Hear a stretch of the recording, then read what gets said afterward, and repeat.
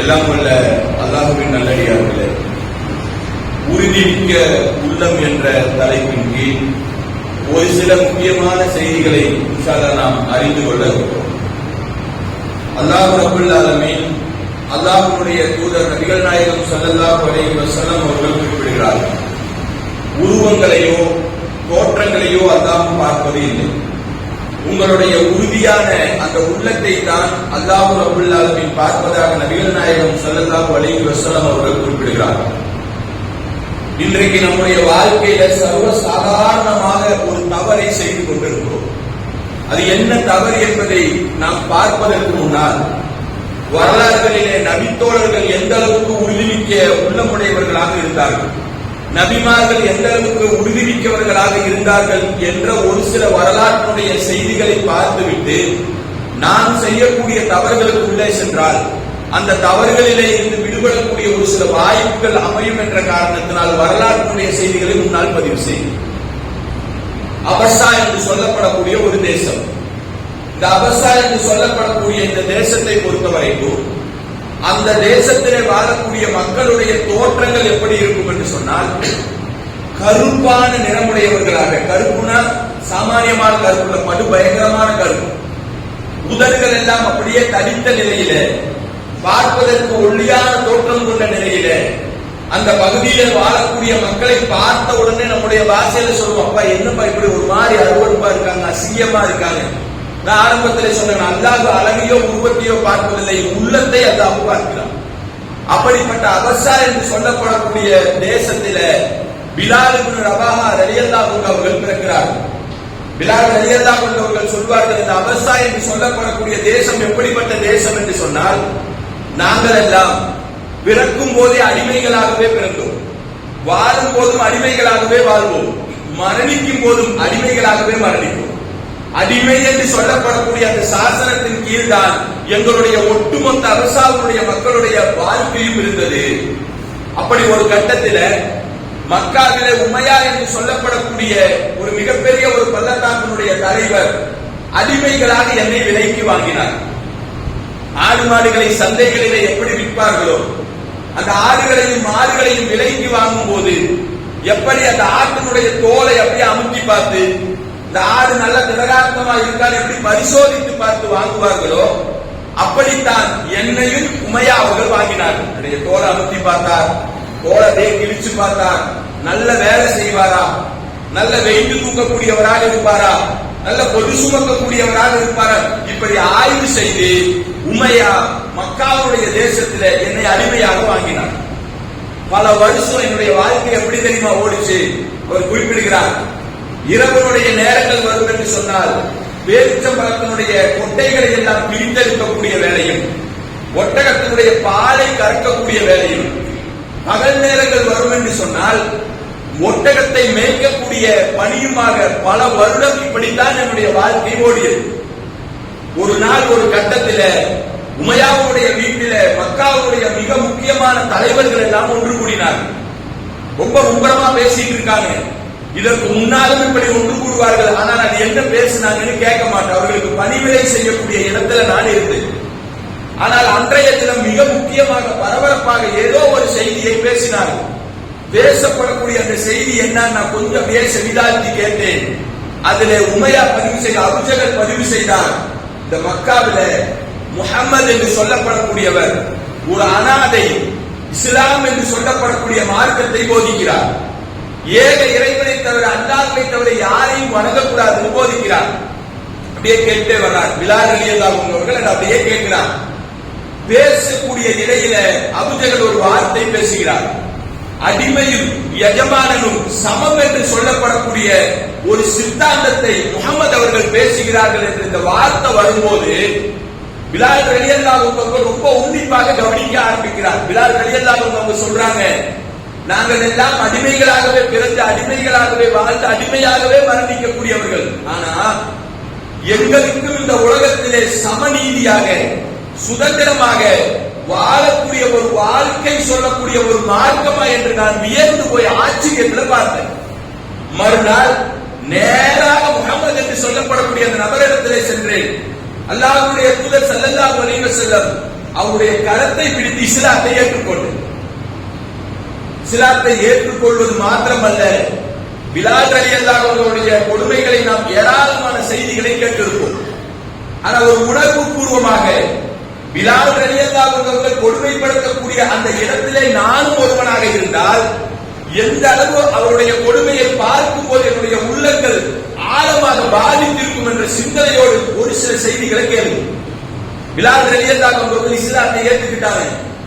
சுதந்திரமானவர்களுக்கே கடுமையான கொடுமைகள் என்று சொன்னால் ஒரு அடிமைக்கு எந்த அளவுக்கு இருக்கும்? பிலால் ரலியல்லாஹு அவர்கள் சொல்வார்கள், என்னுடைய ஆடைகள் எல்லாம் கலட்டப்பட்டு மக்காவுடைய பெருவீதியில சிறுவர்களுடைய கரத்தில என்னுடைய கழுத்தில ஒரு கயிற்றை கட்டி அவருடைய கரத்தில கொடுத்துருவாங்க. மக்காவில இருந்து செல்வார்கள். சுடு பாலைவனத்தினுடைய மண்ணில படுக்க வைப்பார்கள். என்னுடைய மூஞ்சியில காரி உமிழ்வார்கள். என்னுடைய தலையின் மீது காலை வைத்து அப்படியே பாலைவனத்திலே அழுக்குவார்கள். அவர்களுக்கு அந்த வெறி போதாது, இன்னையும் கொடுமைப்படுத்தணும். மக்காவுடைய பெண்கள் ஹிந்தாவெல்லாம் பாடல்களை பாடி வெறியூட்டுவார்கள். கடைசியில என்ன செய்யணும்? கடுமையா கொடுமை செய்யணும். ஒரு பெரிய பாறாங்கல்லை கொண்டு வந்து பிலால் ரலியல்லாஹு அவருடைய நெஞ்சின் மீது வைப்பார்கள். அப்படியே சாயந்தர நேரம் ஆகும், பிலால் முடிஞ்சிட்டாரு, அவ்வளவுதான். மெதுவா பாறைகளை எல்லாம் அப்படியே நகர்த்தினா அவருக்கு அப்படியே மூச்சுடக்கூடிய ஒரு சுவாசம் அவரிடத்துல இருக்கும். மெதுவா குடிக்கிறதுக்கு அப்படியே கொஞ்சம் தண்ணீரை கொடுத்து ஒட்டகம் அழைக்கக்கூடிய இடத்திலே அப்படியே அழைத்து வைத்து விடுவார்கள். டெய்லி இந்த கொடுமை நடக்கும். அல்லாஹ் ரப்பல் ஆலமீன் நபிகள் நாயகம் ஸல்லல்லாஹு அலைஹி வஸல்லம் அவர்களுக்கு வழியை இறக்குவார்.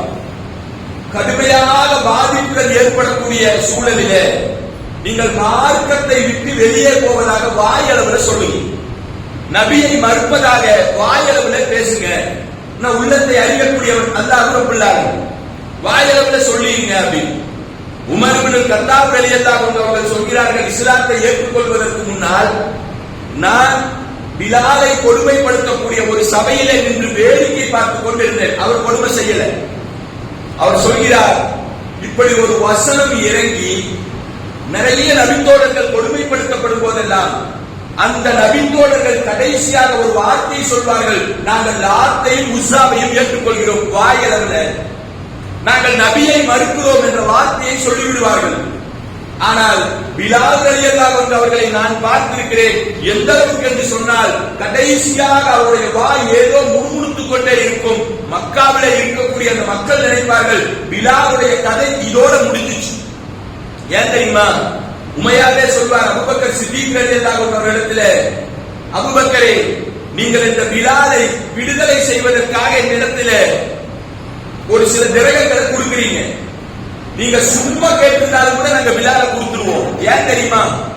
அவருடைய உடம்புல காயம் போடாத எந்த இடமும் இல்ல.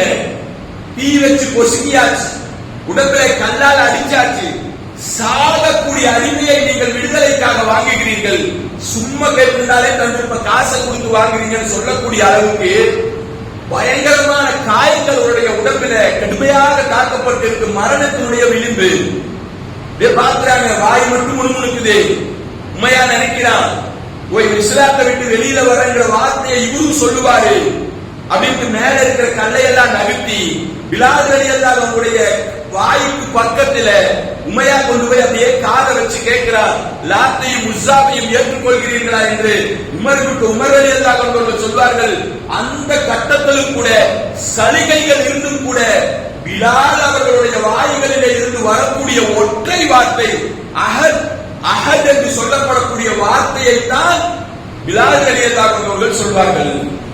அவ்வளவு உறுதிமிக்கவராக பிலால் ரலியல்லாஹு அவர்கள் இருந்தார். நீங்க நபித்தோழர்களுடைய வரலாறுகளை எல்லாம் புரட்டி பாருங்க. உறுதியாக இருக்கக்கூடிய எல்லா நபித்தோழர்களுடைய வரலாறுகளுடைய இறுதி பக்கத்துக்கு வாங்க. அந்த சக்கராத்தினுடைய வேதனையில அவர்கள் பேசப்படக்கூடிய வார்த்தைகளை கவனிச்சு பாருங்க. ரசூலுல்லாஹி ஸல்லல்லாஹு அலைஹி வஸல்லம் சொல்றாங்களே, யார் இந்த உலகத்திலே அல்லாஹ்வையும் அல்லாஹ்வுடைய தூதரையும் உறுதியாக நம்பி மார்க்கத்திலே சொல்லப்படக்கூடிய நன்மையான காரியங்களை செய்கிறார்களோ, சக்கராத்தினுடைய வேதனைகளில் அவர்கள் படுத்திருக்கக்கூடிய அந்த தருணத்திலே அவருடைய பார்வைகள் எல்லாம் நிலையுறுத்தி, கைவிரல்கள் எல்லாம் மடங்கி, ரோபங்கள் எல்லாம் சிலிர்ந்து, கால்கள் எல்லாம் ஒன்றோடு ஒன்று மடங்கிக் கொள்ளக்கூடிய அந்த சந்தர்ப்பத்தில் மகிழ்ச்சியுடையவர்களாக மலக்குகளை சந்திக்கக்கூடியவர்களாக இருப்பார்கள் என்று நபிகளார் சொல்கிறார்கள் இல்லையா? நீங்கள் எல்லா நபித்தோழர்களுடைய வரலாறுகளை நீங்க புரட்டிப்பார்கள். உறுதியாக இருந்தவர்களுடைய இறுதி கட்ட வாழ்க்கை, சக்கராத்துடைய அந்த நேரம் எவ்வளவு மகிழ்ச்சியாக இருந்தார்கள் என்று சொன்னால், பிலால் ரலியல்லாஹு அன்ஹு அவர்கள் சக்கராத்துடைய வேதனையில இருக்காங்க. கடைசி கட்டம், மனைவிமார்கள் 3 மனைவிமார்கள் அழுது கொண்டிருக்கிறார். இந்த பக்கம் அப்படியே சொந்தம் பந்தம் பக்கத்தில் நபித்தோழர்கள், ஒரு சிறந்த நபர் நம்மை விட்டு போகிறார், ஒரு சொர்க்கத்தினுடைய சொந்தக்காரர் நம்மை விட்டு போகிறார், எல்லாம் அப்படியே கவலைப்பட்டு அழுதுட்டு இருக்காங்க. ஆனால் பிலால் ரலியல்லாஹு அன்ஹு அவர்கள் மட்டும் சிரித்தவர்களாக சக்கராத்துடைய நிலையில படுத்திருக்கிறார். மனைவிமார்களை பார்த்து கேட்கிறார், ஏன் அழுகிறீங்க?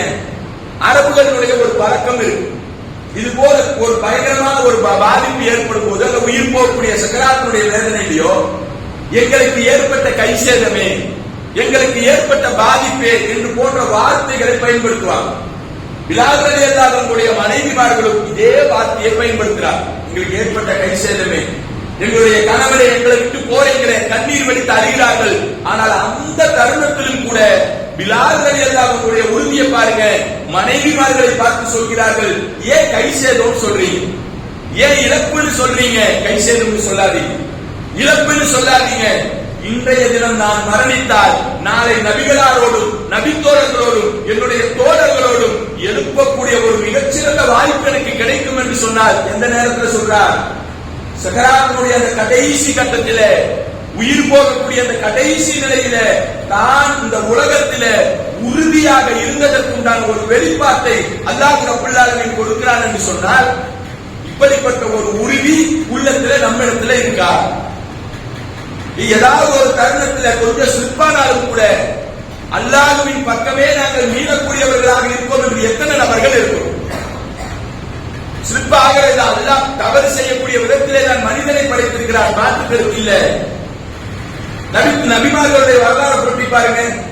நூஹ் நபி அலைஹிஸ்ஸலாம் 950 வருஷம் பிரச்சாரம் செய்தார், பெரிய அளவில் வரல, தம் மகனே வரல. அல்லாஹ் ரப்பல் ஆலமீன் உலகத்தை அழிப்பதாக முடிவு செய்து, அந்த சமுதாயத்தை அழிப்பதாக முடிவு செய்து நூஹ் நபி அலைஹிஸ்ஸலாம் அவரிடத்துல அல்லாஹ் சொல்றான், ஒரு கப்பலை கட்டுங்க, வெறும் தரையில. நம்மளால வெறும் தரையில அப்படியே ஒரு கப்பலை கட்டுறார். அது எல்லாம் அரிசி மரத்தி எல்லாம் வச்சு ஊரே கேள்வி கிண்டல் செய்து, தண்ணியே இல்லை, இவர் என்னத்துக்கு கப்பலை கட்டுறார், எல்லோரும் கிண்டல் செய்தார்கள். ஆனா மிகப்பெரிய ஒரு வெள்ள பிரளயம் வருது, தன்னுடைய கண்ணுக்கு முன்னால் தன்னுடைய மகன் மூழ்கி கொண்டிருப்பதை நபி நூஹ் நபி அலைஹிஸ்ஸலாம் அவர்கள் பார்க்கிறார். பெற்றெடுத்த மகன் என்னதான் நபியாக இருந்தாலும் பெற்றெடுத்த அந்த மகன் எவ்வளவு பாசத்தோடு வளர்த்தி இருப்பார். பல முறை கூப்பிடுறார், இந்த கப்பல்ல வந்து நீ ஏறிக்க, எப்படியாவது தப்பிச்சிடலாம், அல்லாஹ்வை ஏற்றுக்கொள், எவ்வளவோ சொல்றார், கேட்கிற மாதிரி இல்லை. தன்னுடைய மகன் தன்னுடைய கண்ணுக்கு முன்னால் வெள்ளத்திலே அப்படியே மூழ்கி கொண்டிருக்கிறார். ஒரு கட்டம் நூஹ் நபி அலைஹிஸ்ஸலாம் அதே லைட்டா சிரிப்பாராங்க, இறைவா என்னுடைய மகன் என்னுடைய கண்ணுக்கு முன்னால் மூழ்கி கொண்டிருக்கிறார், என்னுடைய மகனை நீ காப்பாற்றுவாயாக என்ற வார்த்தையை பயன்படுத்துகிறார்.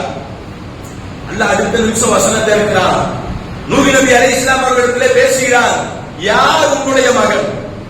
தேவையில்லாததை என்னிடத்திலே நீங்கள் கேட்காதீர்கள், ஒரே ஒரு வார்த்தை தான். அடுத்த நிமிடம் தன்னுடைய தவறை சரி செய்கிறார், அல்லாஹ்விடத்திலே பிரார்த்தனை செய்கிறார், இறைவா தேவையில்லாமல் உன்னிடத்திலே நான் கேட்பதை விட்டு உன்னிடத்திலே நான் பாதுகாப்பு தேடுகிறேன். லைட்டா சிற்பானாலும் கூட அடுத்த நொடி சுதாகரிக்கக்கூடியவர்களாக நபிமார்கள் இருந்தார்கள் என்று சொன்னால், இன்றைக்கு நாம் செய்யக்கூடிய ஒரு தவறு, இதெல்லாம் இன்னைக்கு பெருசா ஒரு தவறே இல்லை. ஏன்னா தவறை சொல்வதற்கு முன்னால் வரலாறுகளிலே மிக முக்கியமான 2 நபர்களை பதிவு செய்கிறேன் என்று சொன்னால், இவர்களுடைய உள்ளம் எவ்வளவு உறுதிமிக்கதாக இருந்ததோ அந்த அளவுக்கு இல்லாவிட்டாலும் கூட குறைந்த அளவு அல்லாஹ்வின் பக்கம் சாரக்கூடியவர்களாக, உறுதிமிக்க உள்ளத்தோடு பயணிக்கக்கூடியவர்களாக அல்லாஹ் நம்மை பாதுகாக்க வேண்டும். அது எந்த தவறு? எப்படிப்பட்ட தவறுல மூழ்கி இருக்கும்? சின்ன பையன்ல இருந்து 30-40 வயசானாலும் சரி, 50-60 வயசானாலும் சரி, எந்த பாகுபாடும் இல்லாமல் ஒரே அளவில் செய்யக்கூடிய ஒரு மிகப்பெரிய ஒரு தவறு நம்முடைய செல்போன்களிலே பார்க்கக்கூடிய ஆபாசத்தினுடைய காட்சி. நீங்க யோசனை பண்ணி பாருங்க, பேசும்போது ஒண்ணுன்னா அப்படியே மைண்ட்ல வரும். சாதாரணமான ஒரு பாடல் காட்சிகளிலே வரக்கூடிய ஆபாசத்தை தானே நான் பார்த்தேன். இன்னும் ஒரு சிலவர்கள் ஏதோ பேஸ்புக்க நோண்டிட்டு இருந்தேன், வாட்ஸ்அப்ப நோண்டிட்டு இருந்தேன், யூடியூப பார்த்தேன், ஏதோ ஒரு இடத்துல ஒரு சில ஆபாசம் வந்தது, பார்க்கிறதோடு அப்படியே பார்த்துட்டு போயிட்டேன், இதெல்லாம் ஒரு தப்பா என்று சொல்லக்கூடிய நிலைப்பாட்டிலே தான் அல்லாஹ்வால் பாதுகாக்கப்பட்டவர்களை தவிர 90% மாணவர்களுடைய நிலை இதுதான். இந்த ஆபாசத்தினுடைய விபரீதம் எந்த அளவுக்கு போயிடுச்சு தெரியுமா? அமெரிக்கா கலிபோர்னியாவுடைய ஒரு ஆராய்ச்சியாளர் ஒரு ஆய்வை மேற்கொள்கிறார். சவுதியினுடைய ஒரு அறிஞர் ஒரு ஆய்வை மேற்கொள்கிறார். எல்லா மனிதர்களிடத்திலும் சர்வசாதாரணமாக இந்த உலகத்திலே இன்றைய காலகட்டத்திலே நடைபெறக்கூடிய தவறு என்ன அப்படிங்கிறது ஆய்வு செய்கிறார். ஆய்வு செய்துவிட்டு சுபஹானல்லாஹ் அந்த ஆர்டிக்கலை வெளியிடுறார். எந்த அளவுக்கு இந்த சமுதாயம், எந்த அளவுக்கு இந்த தேசம் இன்றைக்கு பயணித்துக் கொண்டிருக்கிறது, எவ்வளவு ஆபத்தான நிலையில பயணித்துக் கொண்டிருக்கிறது தெரியுமா? சொல்றார், 10 வயசு பையனானாலும் சரி, 30 வயது இளைஞரானாலும் சரி, 60 வயது கிழவரானாலும் சரி, எந்த விதமான பாகுபாடும் இல்லாமல், எந்த தடையும் இல்லாமல் சர்வசாதாரணமாக ஒரே மாதிரியான தவறை செய்யக்கூடிய ஒரே பழக்கம் இந்த உலகத்திலே ஆட்கொண்டிருக்கிறது என்று சொன்னால் அது உங்களுடைய செல்போனிலே பதிவிறக்கம் செய்து பார்க்கக்கூடிய ஆபாச படங்கள் தான். சொல்றார், நல்ல மனுஷங்களை கூட சைக்கோவாக வருத்தத்தோடு பதிவு செய்கிறார். நல்ல மனிதர்களாக இருப்பார்கள், 5 பேரை தொடக்கூடியவராக இருப்பார், நல்ல மனிதர்களாக இருப்பார், உள்ளத்திலே லேசா சைத்தான் ஒரு ஊசலாட்டத்தை போடுவான். எந்த அளவுக்கு மாறிவிட்டார்கள் என்று சொன்னால் சுபஹானல்லாஹ் அவர் பதிவு செய்கிறார். ஒரு காலம் இருந்தது, இந்த செய்தியை எடுக்கும் போதே பேச பேச ஏதாவது வார்த்தையை விட்டுருவோங்கிற ஒரு பயமும் கூடவே இருந்தது. அப்படி வந்துருச்சுன்னா அல்லாஹ்க்காக பொருத்தப்படுது. அவர் சொல்றார், ஒரு காலம் இருந்தது, நீலப்படங்கள் என்று சொல்லப்படக்கூடிய ஆபாச படங்கள் போகும், மறைமுகமாக போய் பார்ப்பார்கள், தன்னுடைய இச்சையை தீர்த்து கொள்வார்கள், அப்படியே கரைஞ்சு போயிடுவாங்க. அந்த தேட்டரில் சின்ன பையன் வந்தா உடமாட்டாங்க, அடிச்சு தோற்றிடுவாங்க. இப்படி ஒரு காலம் இருந்தது. ஆனால் இன்றைய காலம், இன்றைய உலகம் எப்படி பயணிக்கிறது என்று சொன்னால் செல்போனையும் தாண்டி லைவாக நடைபெறக்கூடிய நிகழ்ச்சிகளிலே உட்கார்ந்து அமர்ந்து பார்க்கக்கூடிய ஒரு கேடுகட்ட சமுதாயமாக இன்றைக்கு உலகம் மாறிக்கொண்டிருக்கு. வருத்தத்தோடு பதிவு செய்கிறார். நம்முடைய கண் முன்னால் நிகழ்வுகள் இல்லாமல் இருக்கலாம், ஆனால் பெரும்பாலும் பதிவு செய்கிறார், செல்போன் வேண்டாம், சினிமா தேட்டர் வேண்டாம், லைவாக பார்க்கக்கூடிய காட்சிகளிலே சமுதாயம் சீரழிந்து கொண்டிருக்கிறது, முஸ்லிம்கள் உட்பட. அதோடு அவர் நிறுத்தல, மேலும் அவர் பதிவு செய்கிறார், எந்த அளவுக்கு ஒரு சிறந்த மக்களை எல்லாம் நாசமாக்குகிறது என்றால் தமிழகத்தில் இருக்கக்கூடிய ஒரு சில செய்திகளை இருக்கிறார். 10ஆம் கிளாஸ் படிச்ச ஒரு பையன் 10th நல்ல மார்க், ஊர் பேர்லாம் சொல்ல விரும்பல, 10th நல்ல மார்க், ஃபர்ஸ்ட் மார்க். அந்த பையன்கிட்ட கேட்கிறாங்க, உங்களுக்கு என்ன வேணும்? கேட்கறதுல அந்த பையன் சொல்றான், எனக்கு ஒரு ஆண்ட்ராய்டு போன் வேணும். 10வது படிக்கிற பையனுக்கு ஆண்ட்ராய்டு போன் ஏன் எதுக்கு கேள்வி கேட்டமா? கேட்கல, பையன் பாஸ் ஆயிட்டான், சந்தோஷம், மொபைல் வாங்கி கொடுத்தாச்சு. ஒரு கட்டத்தில் சுபஹானல்லாஹ் சொல்வதற்கு வாய் பூசுகிறது. எந்த அளவுக்கு என்று சொன்னால் அந்த செல்போன்களிலே அவர் தொடர்ச்சியாக ஆபாசத்தை பார்த்து பார்த்து பார்த்து பார்த்து மருத்துவ உலகம் பதிவு செய்கிறது. இன்றைக்கு ஆபாசம் எந்த அளவுக்கு போய்கொண்டிருக்கிறது தெரியுமா? ஆரம்பத்திலே சர்வ சாதாரணமாக பார்த்தவர்கள், அப்புறம் கொஞ்சம் டீப்பா பார்த்தவங்க, தனிமையில உட்கார்ந்து பார்த்தவர்கள் ஒரு கட்டத்தில் நோயாளிகளாக மாறுகிறார். எப்படி கேன்சர் ஒரு நோய், கிட்னி ஃபெயிலியர் ஒரு நோய், ஹார்ட் அட்டாக் ஒரு நோய், நம்ப முடியுதா? ஆபாசம் ஒரு நோயாக பார்க்கப்படுகிறது. எந்த அளவுக்கு மோசமான நோய்ங்கிறத அவர் பதிவு செய்கிறார். ஒரு கட்டத்திலே பெண்களை பாலியல் ரீதியாக துன்புறுத்திய செய்திகளை எடுக்கிறார். இவன் இந்த பெண்ணை கெடுத்துட்டான், சீரழிச்சுட்டான், பஞ்சாயத்துல இவ்வளவு பணம், இவ்வளவு அபராதம் ஊரை விட்டு ஒதுக்கி வச்சான் ஒரு காலம், சிறைச்சாலைகளில் அடைக்கப்பட்டார்கள் ஒரு காலம். ஆனால் இன்றைக்கு எப்படி சைக்கோவாக மாறிக்கொண்டிருக்கிறார்கள் என்று சொன்னால் ஆபாச படத்தை பார்த்து பார்த்து பார்த்து பார்த்து அவருடைய மூளைகளுடைய செல்லெல்லாம் எப்படி மாறிடுச்சுன்னா இன்னைக்கு குடும்பத்தோடு இருக்கக்கூடிய சுபஹானல்லாஹ் ஆபாசத்தை ரசிக்கக்கூடிய மக்களாக மாறிவிட்டார்கள். இந்த 10th செல்போன் வாங்கி கொடுத்தாங்க சொல்லி சொல்றார், இவன் இதை பார்த்து பார்த்து பார்த்து சைக்கோவா மாறி ஒரு கட்டத்தில் வீட்டுல யாரும் இல்ல, அவருடைய தங்கச்சி இருக்கா, அவருடைய தங்கச்சியை நாசமாக்குறதோடு மட்டுமல்லாமல் அவருடைய சிந்தனை, அந்த சைக்கோவுடைய சிந்தனை சொல்லுது, இனி இதனை விடக்கூடாது, முடியாது, அவளை அனுபவிச்சதை விட சித்திரவதை செய்து சாகும் போது கத்துவாரு, அதை ரசின்னு சொல்லி அடிச்சே தலையில கல்ல போட்டு கொலை செஞ்சார். ஒரு நிகழ்வு, இரண்டு நிகழ்வுகள் அல்ல. நான் சொல்லும் போது உங்களுக்கு வரிசையா இந்த ஊர்ல அது நடந்தது, அந்த ஊர்ல இது நடந்தது, இதே வரிசையா ஒன்னொன்னா உங்க மைண்டுக்கு வரும். இது சாதாரணமாக இந்த உலகம் பதிவு செய்யல. சைக்கோக்களுடைய வேலையாக பெண்ணை அனுபவிப்பதையும் தாண்டி அவர்களை சித்திரவதை செய்யும் போது அவர்கள் கத்தக்கூடிய அந்த சத்தம் இருக்க, அதை ரசிக்கக்கூடிய மனநோயாளிகளாக மாறிவிட்டார். அவர் அதை அப்படியே எடுத்துட்டு சவுதியினுடைய, அமெரிக்காவுடைய ஆய்வாளர்கள் தமிழகத்தினுடைய செய்தியை எடுத்து போடுறான். இதே பொள்ளாச்சியில ஒரு பெண்ணை கொடுமை செய்தார்கள். அந்த பெண்ணை வன்புணர்வு செய்ததை விட அந்த பெண்ணுடைய உடம்புகளிலே ஏற்படுத்திய காயம், அந்த காயத்தின் மூலமாக அந்த பெண் கட்டிய கதறல், நம்ம சத்தம் கேட்டுப்போம், அண்ணா அடிக்காதீங்கன்னா யாரைய நான் கற்ற உலகம் முழுவதும் உள்ளத்தை குலுக்கிய சம்பவம். அந்த சம்பவத்துல அந்த நீதிபதி பதிவு செய்கிறார், உணர்வு கொள்வதை விட அந்த பெண்ணுடைய உடம்பிலே ஏற்படுத்திய காயம், அந்த காயத்திலே அந்த பெண் சித்திரவதையால் கத்தினாலே அதை ரசிக்கக்கூடிய உலகமாக இந்த உலகம் மாறிக்கொண்டிருக்கிறது. ஆபாசத்தை பார்ப்பது தெளிவாக எங்க போயிட்டோம், நம்முடைய உள்ளம் எங்க போயிருச்சு. ஆபாசம் வரும்போது அல்லாஹ் சொன்னானே, வட்டியை வாங்காதேன்னு அல்லாஹ் சொல்லுவான், கொலை செய்யாதேன்னு அல்லாஹ் சொல்லுவான், இந்த தப்பை செய்யாதேன்னு அல்லாஹ் சொல்லுவான். ஆனா விபச்சாரத்தை மட்டும் நீங்கள் பாருங்கள், தத்திர புடிச்சுனா அருகில் கூட நீங்கள் நெருங்காதீர்கள் நல்ல வாசகத்தை பயன்படுத்துவான். ஏன் அந்த வாசகத்தை சொல்ல பக்கத்துல கூட போகாத. ஆனா இன்னைக்கு செல்போன்ல சர்வ சாதாரணமா ஒரு பாடல் காட்சியில் ஆபாசம் வரும், அப்படியே உட்கார்ந்து பார்க்கணும். இதனுடைய விபரீதம் எங்க போய் முடியுது? தன்னுடைய குடும்பத்திலே இருக்கக்கூடிய பெண்களை கூட, அது பெற்றெடுத்த தாயாக இருந்தாலும், தந்தையாக இருந்தாலும், மகளாக இருந்தாலும். ஒரு ஆய்வறிக்கையில் இன்னொரு செய்தி சொல்றார், ஒரு முஸ்லிம் குடும்பம், நல்ல வாழ்வாங்க வாழக்கூடிய ஒரு குடும்பம்.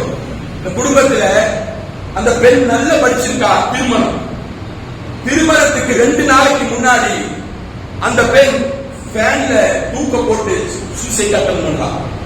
எப்படியோ கடைசி கட்டத்துல காப்பாத்திடலாம், மருத்துவமனையில கொண்டு போய் படுக்க வச்சாச்சு. அந்த பெண்ணை எப்படியோ காப்பாத்திட்டாங்க. காப்பாத்தி முடிச்சதுல அந்த பெண்ணிட்ட குடும்பமே கேக்குது, உனக்கு என்ன லவ் பண்றியா? இல்ல. மாற்று மதத்தை சார்ந்தவர்களோடு நீ லவ் பண்றியா? இல்ல. வேற யாராவது கல்யாணம் பண்ணணுமா? இல்ல.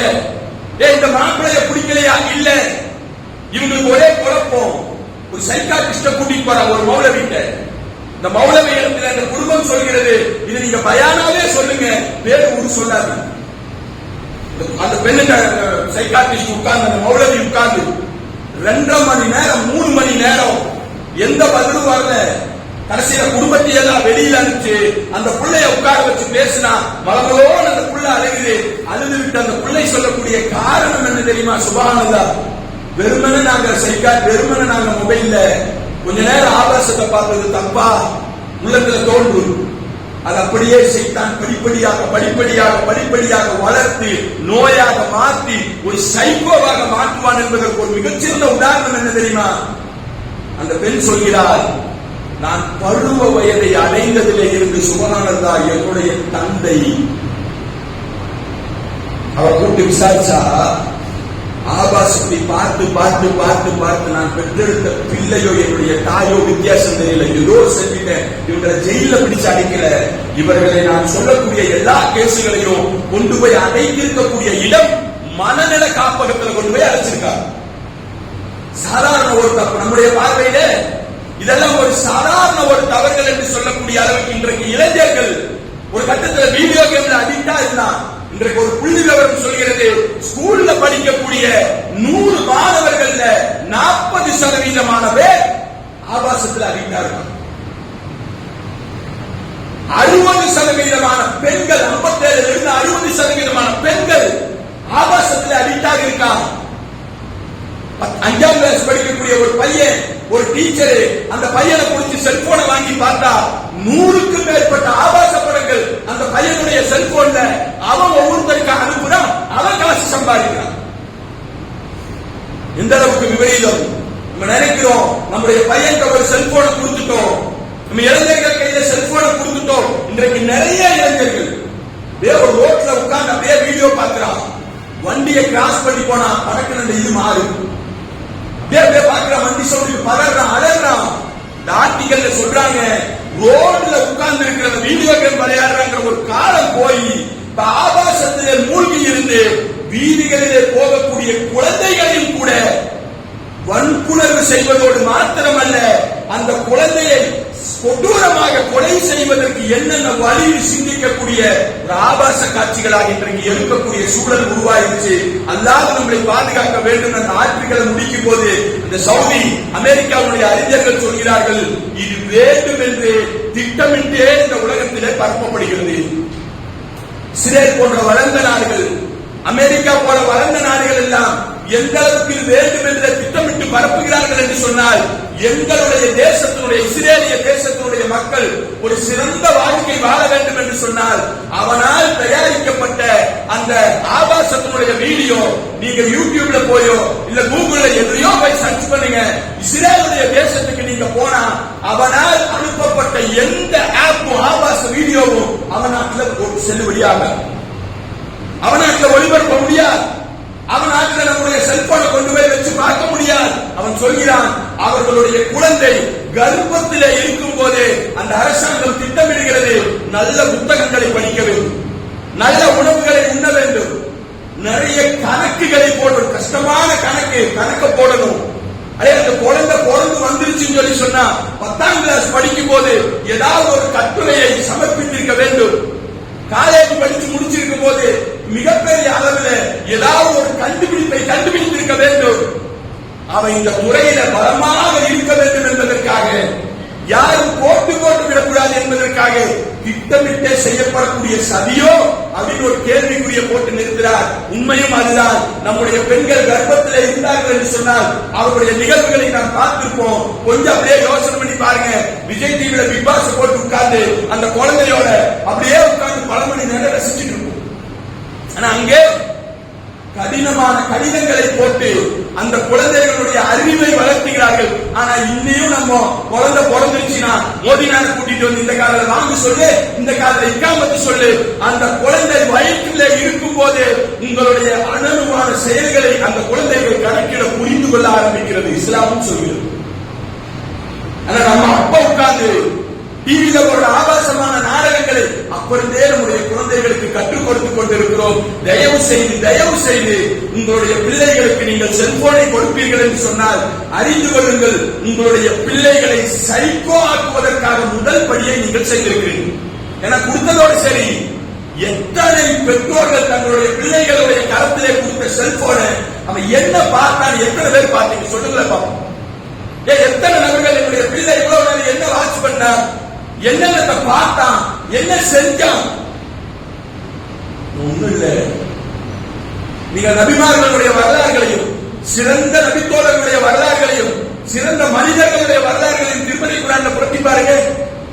தங்களுடைய பிள்ளைகளை அழைத்து வைத்து சொல்வார்கள், அல்லாஹ்வை தவிர வேற யாரையும் நீங்கள் வணங்கக்கூடாது சொல்லியிருக்குமா?